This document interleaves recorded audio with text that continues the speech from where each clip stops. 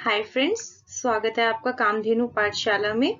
मेरा नाम प्रगति है और मैंने ग्रेजुएशन इग्नू से की है। एमए भी मैंने इग्नू से की है। ये कुछ हॉबीज हैं मेरे बारे में और मैं एक एजुकेटर हूँ अनअकैडमी पे।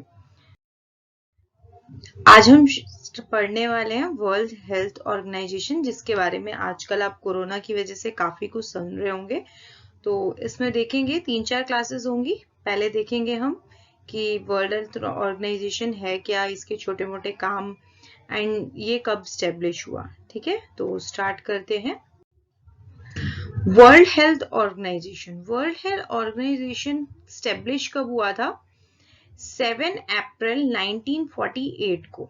ठीक है, ये स्टेब्लिश हुआ था 7 अप्रैल 1948 को। और जिस दिन ये स्टेब्लिश हुआ था, मतलब 7 अप्रैल को, जो भी थोड़े दिन पहले गया है, उसे हम किस तरीके से सेलिब्रेट करते हैं? वर्ल्ड हेल्थ डे के रूप में हम उसे सेलिब्रेट करते हैं हर साल, जिसकी अलग अलग थीम्स होती हैं। कुछ चीजों को मिटाने के लिए कुछ गाइडलाइंस, वो हर साल एक नई स्टैब्लिश की जाती है। तो हम 7 अप्रैल को वर्ल्ड हेल्थ डे के रूप में मनाते हैं। ठीक है, अच्छा, वर्ल्ड हेल्थ ऑर्गेनाइजेशन, जिसे हम WHO बोलते हैं शॉर्ट फॉर्म में, वो है क्या? वो है एक स्पेशलाइज्ड एजेंसी है। किसकी? यूएन की, यूनाइटेड नेशन की। ठीक है, जो एक स्पेशल काम करती है। अच्छा, स्पेशल काम करती है किस फील्ड में करती है? स्पेशल काम इंटरनेशनल पब्लिक हेल्थ में। ठीक है, पूरे वर्ल्ड की जितनी भी लोग हैं, जितने भी देश हैं, जितनी भी ऑर्गेनाइजेशन है, उनके लिए पब्लिक हेल्थ पे सबसे ज्यादा डिपेंडेंट रहती है। कौन सी? WHO। ठीक है, फिर उसके बाद ये बता रहे हैं कि वर्ल्ड हेल्थ ऑर्गेनाइजेशन मेंबर है UNDG, मतलब यूनाइटेड नेशन डेवलपमेंट ग्रुप। ये इसका एक मेंबर भी है।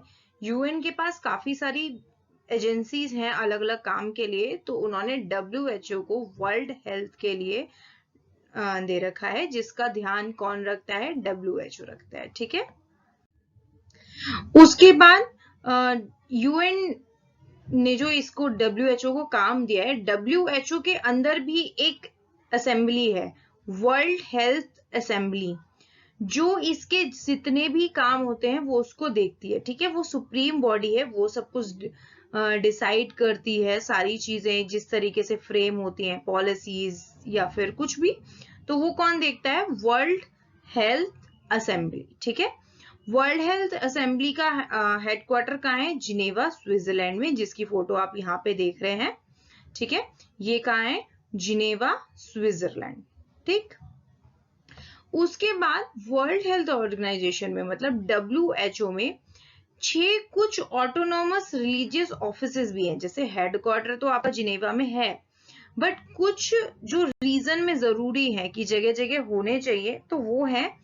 और 150 फील्ड्स में पूरे वर्ल्ड में ये काम करती है। ठीक है, पहली फील्ड तो इनकी है हेल्थ, बट हेल्थ के अंदर भी अगर डिपार्टमेंट डिवाइड किए जाएं, अगर फील्ड्स दी जाएं, तो 150 फील्ड्स हैं जिसके अंदर WHO काम करती है। ठीक है, और 6 इसकी ऑटोनोमस बॉडीज या फिर ऑटोनोमस ऑफिसेज हैं, जो जिनेवा के अलावा पूरे वर्ल्ड में 6 जगह पर हैं।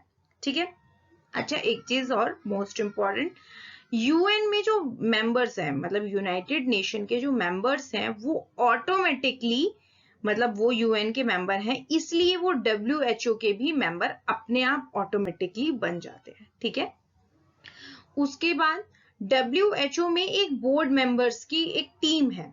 ठीक है, जो हर साल इलेक्ट होते हैं, 13 सालों में जिन्हें इलेक्ट किया जाता है, जिनके इलेक्शंस होते हैं। ठीक है, कोई ये नहीं है कि कोई किसी भी तरीके से इसमें एंटर कर दिए, इलेक्शन होते हैं, जिसकी संख्या कितनी है? 34 है। ये कितने साल के लिए?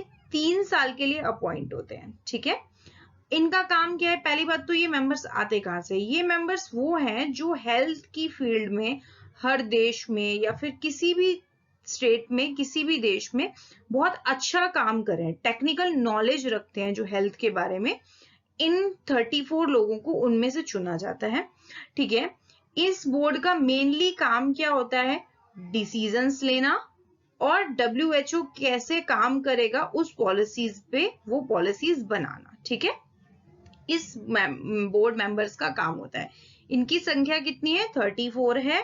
टेक्निकल नॉलेज वाले इसके अंदर लोग चुने जाते हैं। हर 3 साल में इनका चुनाव होता है। ठीक है, आगे बढ़ते हैं। उसके बाद WHO कुछ मिशंस देता है। ठीक है, WHO के मिशन क्या है? पहली बात देखो, कीवर्ड्स मैंने डार्क कर रखे हैं। लीडरशिप। ठीक है, लीडरशिप क्या है कि आपको लीडरशिप देना कि आपको अपने देश में कैसे करना है, कैसे आपको एक ग्लोबल लीडर के रूप में अपने देश की हेल्थ को संभालना है।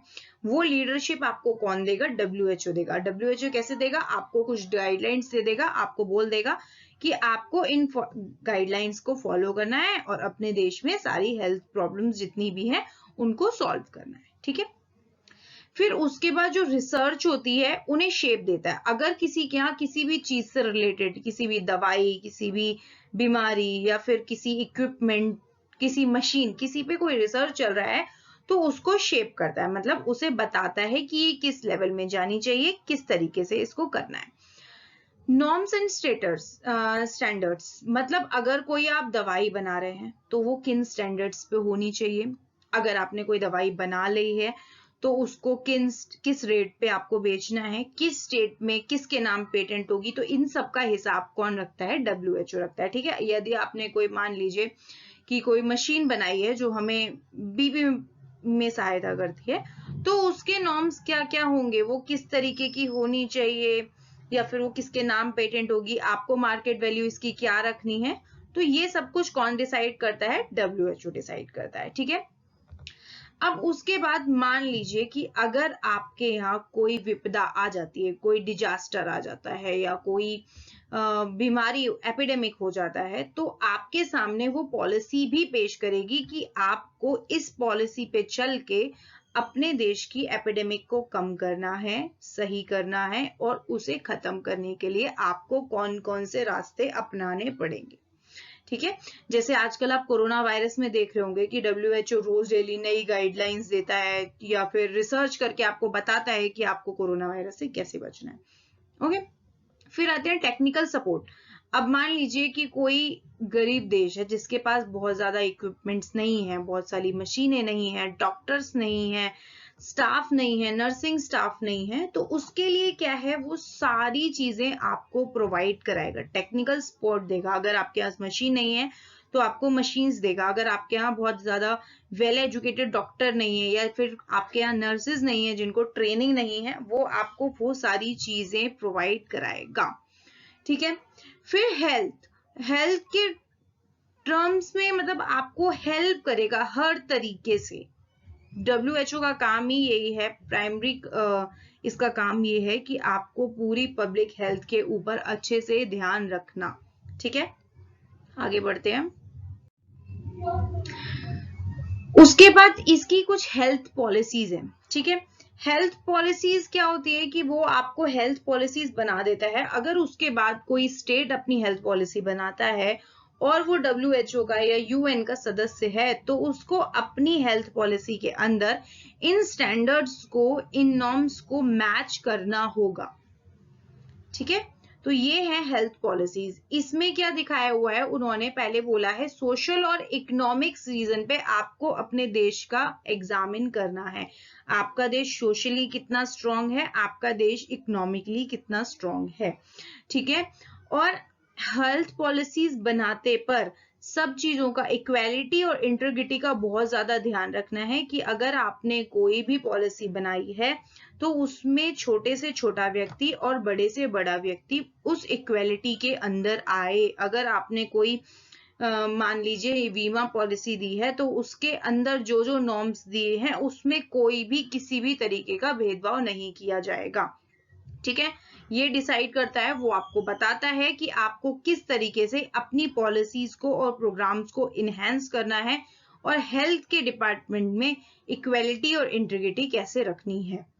ठीक है, फिर उसके बाद वो प्राइमरी प्रिवेंशन भी बोलते हैं कि पब्लिक पॉलिसीज या ऑल सेक्टर में जितनी भी हेल्थ इन्वायरमेंट है वो बहुत ज्यादा अच्छा होना चाहिए।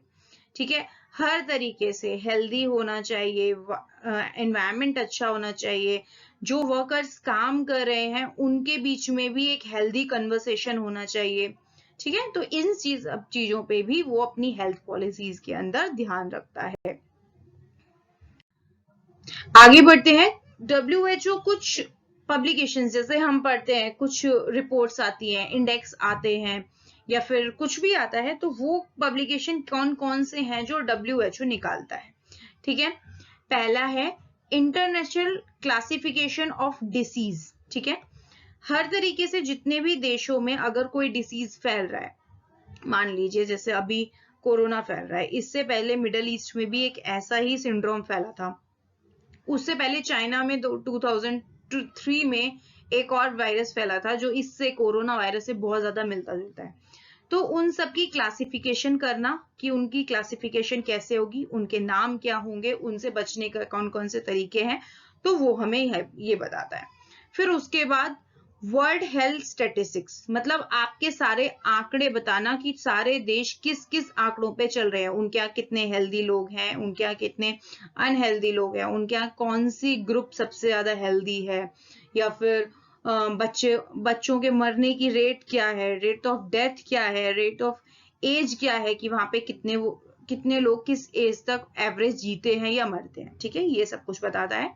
फिर उसके बाद the world health report publication, ठीक है, ये पूरे वर्ल्ड की हेल्थ रिपोर्ट भी देता है कि हमारा देश या हमारा सब कुछ किस तरीके से पूरा वर्ल्ड चल रहा है। उसके बाद है bulletin of World Health Organization. ये क्या है, बुलेट पॉइंट्स हैं कुछ जो छोटे मोटे पॉइंट्स आते हैं जो World Health Organization time to time अपने यहाँ निकालता रहता है, वीकली, मंथली, इस तरीके से, ठीक है। फिर ईस्टर्न मेडिटेरेनियन हेल्थ जर्नल, ठीक है, ये क्या है, जो ईस्ट के मेडिटेरेनियन के जो आसपास के एरिया हैं उनके बारे में एक जर्नल है जो मंथली या वीकली निकलता है, जिसमें सिर्फ और सिर्फ उन लोगों के बारे में बताया जाता है, ठीक। फिर उसके बाद human resource of health, human के लिए कौन कौन से रिसोर्स हेल्थ के लिए जरूरी हैं, और ह्यूमन एज अ रिसोर्स, ठीक है, ये भी हमें वर्ल्ड हेल्थ ऑर्गेनाइजेशन बताता है, ठीक है। फिर उसके बाद pan American journal of public health, ये क्या है, अमेरिकन के लिए है, जो स्पेशली अमेरिकन की स्टडी करके आपको बताता है कि अमेरिकन किस किस साल से अपनी लाइफस्टाइल जी रहे हैं, ठीक है। उसके बाद WHO कुछ एजेंडाज, कुछ टारगेट सेट करता है बीमारियों से लड़ने के लिए या फिर उन बीमारियों से बाहर निकलने के लिए। तो यहाँ पे क्या है, यहाँ पे एड्स के लिए अभी एक रिसेंटली किया गया है कि एड्स को हमें 2030 तक बिल्कुल खत्म कर देना है। इस एजेंडे के अंदर आपको ये कम कैसे करना है ये सब कुछ बताया गया है, मेडिसिन कौन कौन सी देनी है, किस तरीके से आपको अपने देश में ये फ्रेमवर्क चलाना है। तो एड्स के लिए 2030 तक का टारगेट रखा गया है। उसके बाद WHO UN की एक संस्था है, तो WHO ने कुछ कोलैबोरेशन किया हुआ है, मतलब कुछ बाहर की जो बॉडीज हैं जो इस फील्ड में काम कर रही हैं उनके साथ ये कोलैबोरेशन करके उनसे डाटा इकट्ठा करके और उनके थ्रू वहां तक पहुंचकर ये सारे काम करता है। तो एक्सटर्नल बॉडीज के साथ इसके बहुत सारे टाई अप्स हैं। तो इन्होंने बताया है कि जो एनजीओ टाइप की जो चीजें होती हैं, नॉन गवर्नमेंटल ऑर्गेनाइजेशन जो होते हैं एनजीओ, टोटल अभी तक 473 जितने भी हैं 473 एनजीओ के साथ WHO का टाई अप है, जो इनको हेल्प करता है हर जगह तक रीच करने के लिए कि वो किस तरीके से उस शहर में जाकर, उस जगह जाकर इस एपिडेमिक को या फिर किसी भी बीमारी को या किसी भी तरीके की किसी भी चीज को रोक सकते हैं, ठीक है। So thank you so much. आगे भी WHO में 3-4 क्लासेस होंगी तो उनमें मेरे साथ कंटिन्यू रहिएगा। Bye bye, take care.